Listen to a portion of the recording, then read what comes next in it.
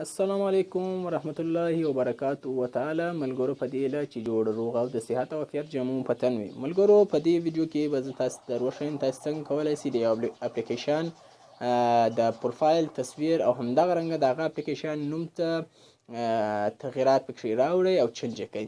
نو ملګرو ویډیو تر پای پورې وګورئ او که زموږ چینل مو نه وي سبسکرایب کړی نو هیله ده چې چینل سبسکرایب کړئ او د هغه بیل بټن هم کښېکاږئ تر څو زموږ یو ویډیو هم د لاسه ورنه کوي. ملګرو دغه دپاره باید تاسو یو اپلیکیشن ډاونلود کړئ. دغه اپلیکیشن چې د سوپر پی لانچر په نامه یادیږي دغه اپلیکیشن باید تاسو ډاونلود کړئ د پلی سټور څخه. ملګرو دا پلی سټور اپلیکیشن چې مو ډاونلود کړئ نو کله چې مو دغه اپلیکیشن خلاص کړئ همدغه رنګه دغه اپلیکیشن ستاسو د موبایل سیستم اړوي یعنی همدغه رنګه کیږي. نو دلته ملګرو اوس به څه کوو ملګرو کم اپلیکیشن چې تاسو غواړئ تصویر ور بدل کړئ هغه به راخلو. نو زه به راځم دا فیسبوک به راخلم.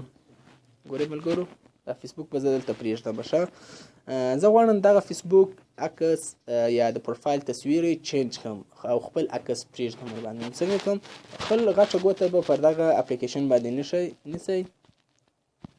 ملګرو ګورئ دغه صفحه تاسو ته خلاصېږي او دلته به ایډیټ وایي ښه. ایډیټ چې مو ولی بیا پروفایل باندې کلیک کوئ او دلته راځئ فرام پیکچر کراپ ګالري به انتخابوئ او زه خپل یو عکس به راخلئ. نو زه ځم ملګرو خپل یو عکس راخلم او پر دې پرېږدم.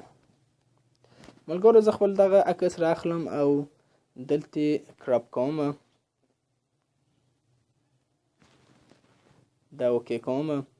ګورو ملګرو دغه په واسطه ما د دغه فیسبوک پروفایل تصویر ور بدل کړئ او که غواړئ نوم یې هم ور بدل کړئ نو دا کښته بټن چې لایک نوشته دی او دغه په واسطه بیا تاسو کولی شئ د هغه نوم هم ایډیټ کړئ.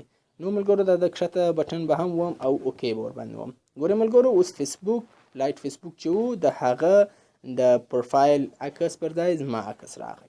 نو ملګرو دا ویډیو هیله ده چې په ویډیو مو خوښ شوی اوسي او د نور ملګرو سره خامخا شریک کړئ. تر بلې ویډیو پورې د الله په امان.